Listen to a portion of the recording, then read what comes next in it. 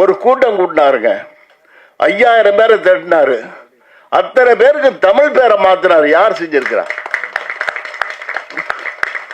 அவங்க அப்பாவை தொல்காப்பியர்னு மாத்தினாரு.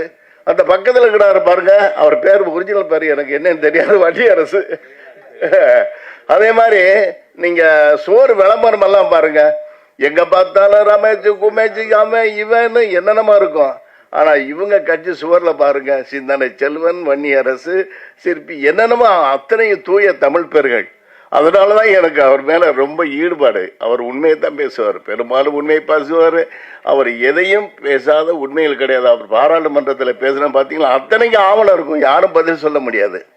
இப்போ நான் கூட இந்த சில கருத்துக்கள் சொல்லலாம்னு நினைச்சேன், ஆனால் அவர் பணி இருக்கனால என்னால் சொல்ல முடியவில்லை.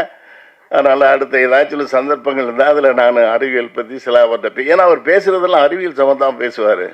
அவர் சொல்கிற ஒவ்வொன்றும் இந்த